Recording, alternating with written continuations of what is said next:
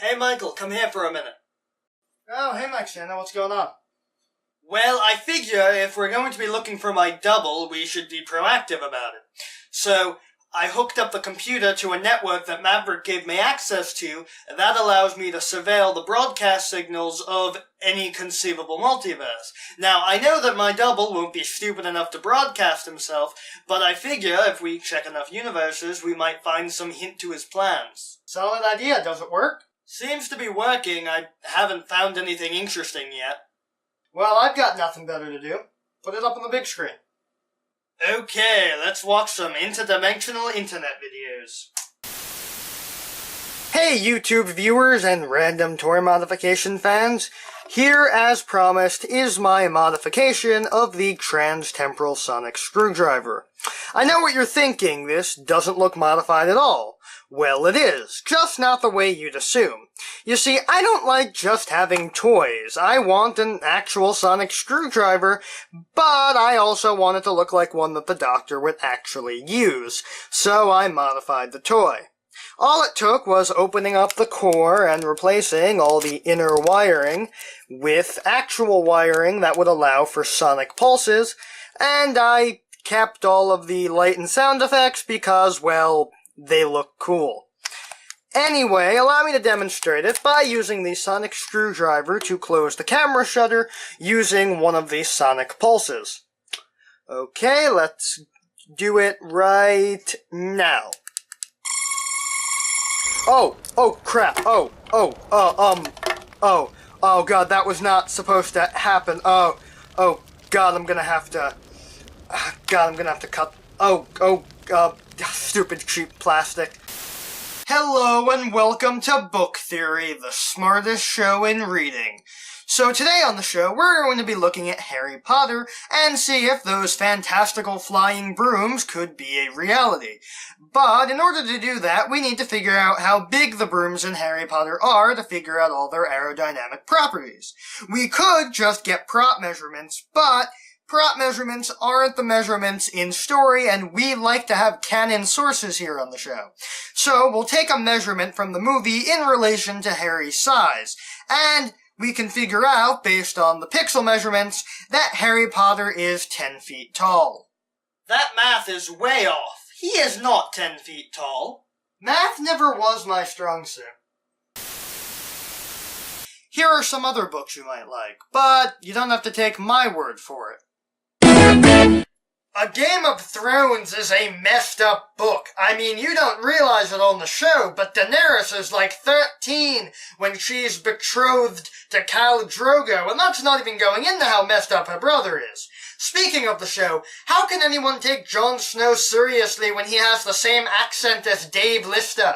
Brad Meltzer's The House of Secrets is a fantastic book. Not that you could possibly know that, since it comes out in June, but I've already seen it because I am, of course, from the future. My favorite part is when meet up with and they go and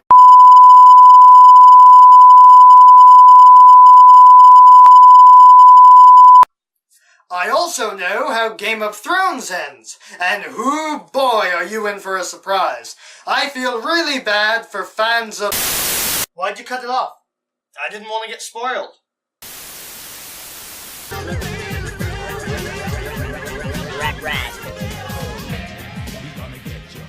Welcome to the Black Hoe of board games. You might notice that we don't have the game set up behind us today, and that's because last time I tried to set it up, they collapsed on top of me, and I realized that I didn't want my death certificate to read that I was suffocated by VCR Golf.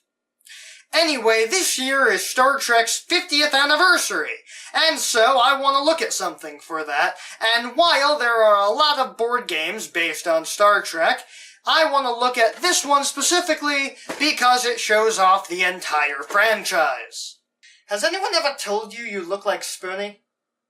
Can't say I've heard that, no. Anyone ever tell you that you look like Dr. Insana? All the time. I think it's the goggles. Probably. See you next time.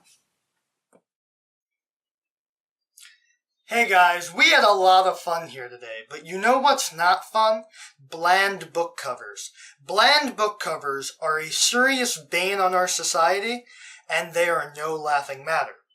Bland book covers are terrible, and we need to stop them so our children don't grow up in a world where this is an acceptable book cover.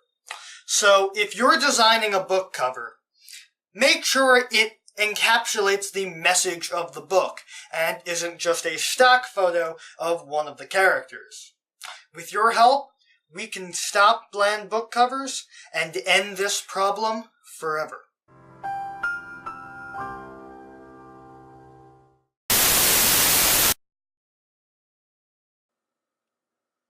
Where's the video? I think this is a version of the show that's a podcast and not a video series. Enough about the book, listeners. I could go on all day talking about how boring and mundane H.P. Lovecraft is, but it appears that I have a visitor. It seems that the copyright bots have finally arrived. See, last week I used a clip from a copyrighted work as part of a review, which, as we all know, is fair use. And as a result, I got a Content ID notice, which informed me that the bots were being dispatched to my location in order to collect the revenue. Now, not many people watch that video, so it'll probably just be a kidney, but I must warn you listeners that I don't have that many left after the last 20 times this happened. Anyway, it looks like they're clawing at the door of the room now, and they shouldn't be very long, so I will take you now to the weather. And I thought our Content ID bots were bad. And that's not all. If you order Oh, right great, now, a you'll world's get full double of the offer commercials. free. Want me to skip past this one? Nah, let's check this one out for a little bit. Hey, I'm Mike. I'm not so Mike. And we're the Game Mics. Hello and welcome to the first episode of Game Mics. I guess this has to be the first episode now. Michael, is this a good fit for us to do? 'Cause I'm not that much of a gamer. It's fine. You don't have to be good at video games to have a Let's Play channel. I guess some things don't change between universes. Hey. And I don't know what alternate universe this thing came from, but the title is a complete lie. The cinema snob does almost no actual cinema snobbery, and when he does, he's just pretending to do it, and not actually doing it like a legitimate cinema snob like myself would do. And if I want a movie whose title is a complete lie, I'll stick with Reactor, aka War of the Robots, thank you very much.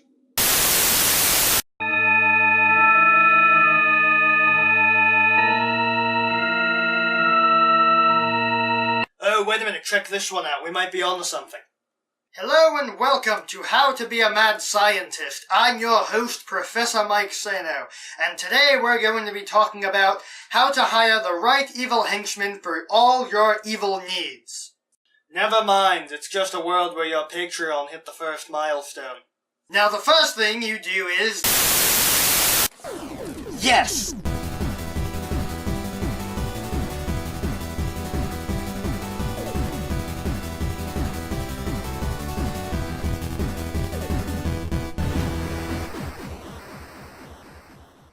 Hello everyone and welcome to another episode of The Completionist, the show where I complete a book every week and tell you if it's worth it to read it cover to cover. This week we're going to be talking about Aragon. This book is massive. If Skyrim was a book, this would be the level of commitment you would be putting into it. So let's get right to it. But, Master, haven't a lot of people already talked about this book? Iota got that part? I mean, I figured for sure it would be me. Well, Iota already is a disembodied voice. I guess it fit. Hello and welcome to Atop the Fourth Wall, where bad comics burn. Today we're going to be looking at a rather interesting comic from the Amalgam Comics line, which was an attempt in the 90s by DC and Marvel to jointly raise their popularity by having their heroes battle it out and then merge their heroes together to create new heroes, like the hero we're talking about today in The Legend of the Dark Claw, #1, featuring the combination of Batman and Wolverine. So, let's dig into The Legend of the Dark Claw #1 and find out if the combination of two of the most badass heroes can be as good as it sounds. Huh. And people thought I was ripping off Linkara before. The cover is okay, although it is rather stock. It's just Darkclaw brooding on a roof, which I guess works. Good morning, today is April Fool's Day, and I want to talk about April Fool's Day jokes. So there are a bunch of jokes you can choose from, ranging from regular pranks to the classic Rickroll, and then there's the bait and switch, which is popular among internet video producers. With that, you make a thumbnail and sometimes the beginning of a video and then immediately switch to another video, usually a joke or parody relating to the producer's interests. The phenomenon among critics is a big one, with some critics swapping characters around shows, or some pretending to be one of their colleagues for a day. He's pretty good, how come you never got into vlogging? I was never good at the jump cuts. Well, that was a bust. And we found no sign of my double. Yeah, but there's an infinite number of universes. Our chances were never good. On the upside, we got to see some good videos. That is true. Some of those were pretty enjoyable to watch. Want to watch some more? Yeah, let's do it.